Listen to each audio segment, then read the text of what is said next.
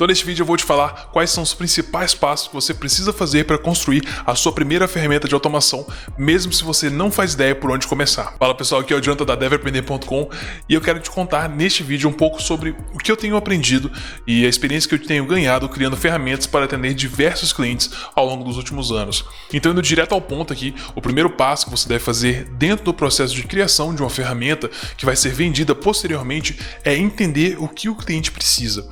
Esse é o primeiro passo em qualquer tipo de negociação, na verdade, mas vamos assumir aqui que você já fez isso, você já entendeu o que o cliente precisa, apesar que eu vou te mostrar aqui daqui a pouco, que na verdade onde muitas pessoas erram nesse ponto. Falando da parte técnica, quando você vai fazer qualquer tipo de automação, eu preciso repetir novamente aqui que você precisa realmente entender o que tem que ser feito e nós já vamos entrar mais em detalhes nisso agora.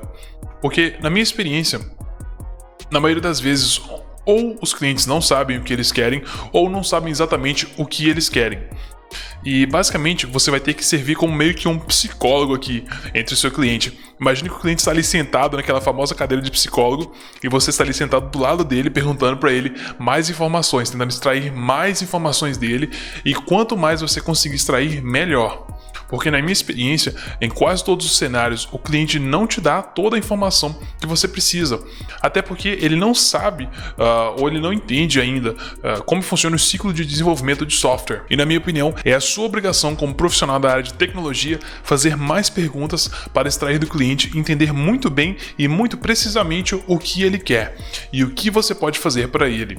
Ou seja, o cliente vai te fazer uma explicação ou uma proposta inicial do que ele quer, e você deve pegar essa explicação inicial, entender ela, processar ela na sua cabeça e criar um documento que basicamente vai reformular o que aquele cliente falou para você. Isso é importante porque muitas das vezes a conversa falada fica muito bagunçada, ela fica muito confusa, muito caótica, então é importante que você tenha sim o que foi acordado em um formato escrito, até para que você consiga fazer um orçamento de desenvolvimento melhor depois. E finalmente porque a documentação também desse processo todo vai te ajudar a deixar o cliente mais satisfeito. Deixa eu te explicar melhor como que isso vai ajudar o cliente. Eu quero deixar isso da forma mais clara possível, então eu vou te dar um exemplo agora. Vamos imaginar que o cliente chegou para você e falou: olha, todo dia eu tenho que entrar no site aqui e tenho que ficar baixando arquivos e eu quero automatizar esse processo de baixar arquivos nesse site. Bom, eu não sei você, mas isso aqui não me ajudou muito e eu preciso de muito mais informação e muito mais detalhes para que eu consiga criar algo. Mas normalmente as perguntas e propostas elas chegam desse jeito. Às vezes você pega clientes que têm mais conhecimento e esses explicam com muito mais detalhes, mas a grande maioria não sabe explicar exatamente o que eles querem, e isso não é culpa deles, eles não são programadores, você é. E mesmo nas situações onde eles já te passam os detalhes necessários, os seus clientes não sabem te explicar exatamente o problema deles de uma forma que você, como programador, consiga transformar isso em uma solução, na maioria das vezes. A solução então é que você deve pedir mais detalhes e fazer suposições sobre o que o seu cliente quer. Então, se o seu cliente falou que ele quer entrar no site, baixar arquivos e automatizar esse processo, dentro dessa frase que ele te passou, dentro desse problema que ele te explicou, você vai fazer suposições sobre o que o cliente quer. Com essas suposições, você vai montar um documento que você vai enviar de volta no e-mail ou na ligação que você fizer com seu cliente, onde você vai explicar as suas suposições, ou seja, a sua proposta de como pode ser desenvolvido aquele programa. Então você quer entrar no site de preços carne.com e você quer verificar qual é o preço da carne bovina e da carne suína todo dia na parte da manhã. Então eu imagino que você queira que seja programável esse horário de busca e também seja programável os sites que devem ser usados para a busca, certo?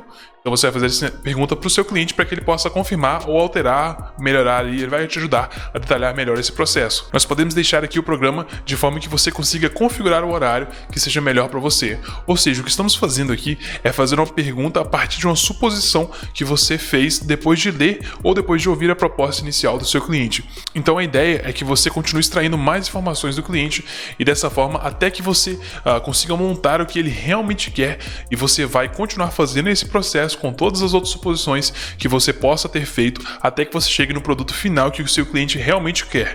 Então vai se bate e volta e não para enquanto você não tiver um produto acertado com o seu cliente. Eu falo isso porque muitas das vezes o maior problema que você vai ter é de entregar ao cliente algo que ele não queria, e você vai ter investido tempo em algo que você não ajudou nem você e nem seu cliente. Então lembre-se disso.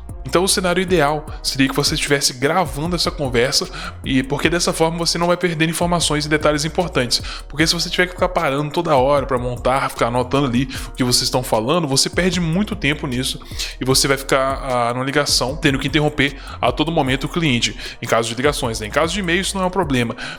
E essa questão toda, isso meio que quebra o fluxo da conversa, e assim você acaba tendo que ficar pausando o tempo todo e ficando mais tempo ali na ligação, na conversa. Então gravar a ligação evita que você tenha que parar o tempo todo e te permite revisar tudo com calma, sem ter que ficar parando o tempo todo.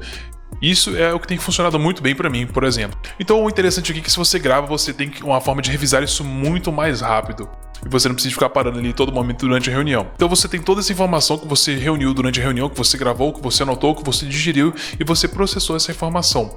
Então o importante agora é que você analise exatamente o que ele quer e com isso você consiga entrar em acordo com o prazo. E essa documentação toda vai te ajudar depois a montar todo o escopo do projeto para que você consiga definir um prazo. E quando você vai definir o prazo, leve sempre em consideração as possibilidades de imprevistos acontecerem. Então sempre coloque ali uma gordurinha, né? Se você prevê um tempo, sempre coloca a gordurinha de alguns dias ali para que você possa entregar dentro do prazo e claro também para poder lidar com qualquer tipo de imprevisto. E algo que eu acredito que você não deve fazer em ligações eu acredito que é importante que você não dê um valor para o cliente neste momento exato da ligação, tá? Você não fale um valor antes. Volte para sua casa ou seu computador e analise bem o que foi anotado, porque agora nós vamos nos resguardar através da criação de um documento de escopo.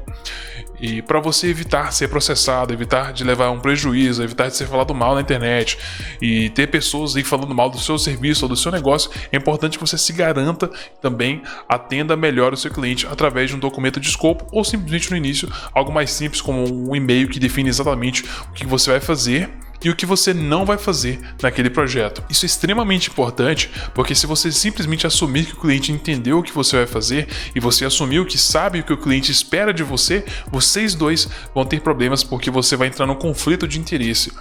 Então, para que não haja nenhum problema, eu recomendo que você sempre tenha algum tipo de escrita que descreve exatamente o que vai ser feito e o que não vai ser feito e que o seu cliente concorde com isso por e-mail ou através de uma assinatura digital. Existem diversas ferramentas hoje, como por exemplo a ClickSign, que permite que você faça assinatura digital para que você não tenha que estar presente presencialmente para poder assinar contratos. Mas como você pode garantir que você vai ser pago pelo seu trabalho? Eu quero que você evite um erro gravíssimo que eu vejo que muitos programadores iniciantes cometem no desenvolvimento de software quando eles têm o próprio negócio, que é de não pedir algum tipo de valor inicial como pagamento para dar o início ali. Isso pode ser um problema muito grande, porque, claro, a primeira questão é que porque você fez uma promessa de tirar um tempo do seu dia para desenvolver aquilo e você vai perder esse investimento. E se a pessoa não cumprir com a parte dela e te pagar, você vai ter um prejuízo, mas além disso, é por questão de profissionalismo. Se você não valoriza o seu tempo, as pessoas também não irão te valorizar. Então, se você não cobrou antes de começar a desenvolver, é muito possível que a pessoa pense que você pode fazer mudanças, né?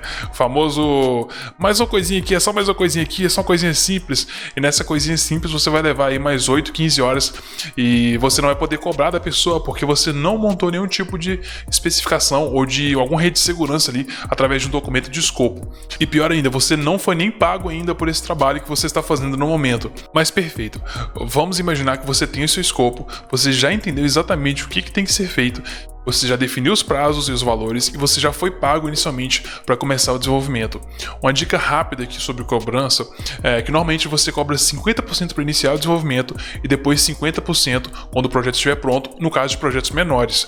Em projetos maiores, que são de meses aí, eu recomendo você fazer um parcelamento de pagamento em relação aos módulos ou funcionalidades do programa que você está desenvolvendo. Mas muito além disso, para que você garanta o seu próximo cliente, eu quero que você faça o seguinte. Para garantir mais clientes para você no futuro, eu quero que você consiga depoimentos. Se você fez um bom trabalho, você conseguiu agradar aquele cliente de alguma forma, é importante que você tenha depoimentos para que você possa colocar isso no seu site portfólio. E como eu já disse inúmeras vezes aqui no canal, você tem que ter um site que mostre o seu conhecimento, que mostre o seu trabalho. E com esse depoimento você vai poder atrair mais clientes e cobrar ainda um preço mais alto, porque agora você tem provas das suas habilidades técnicas. E de forma geral, geral, esses são os passos que você precisa para criar a sua primeira ferramenta de automação e também vender isso aí para conseguir lucrar com o seu conhecimento. E se você gostaria de ter uma formação completa de automação com Python, eu recomendo que você dê uma olhada na comunidade Mestres da Automação e vai ser o primeiro link na descrição, onde eu ensino todas as habilidades técnicas que você precisa para criar automações e também as habilidades que você precisa para vender isso aí e lucrar tendo o seu próprio negócio. E se você gostou desse tipo de conteúdo, não esqueça de se inscrever clicando aqui e de continuar aprendendo vendo este vídeo aqui. E lembre-se, galera, se vale a pena, você deve aprender.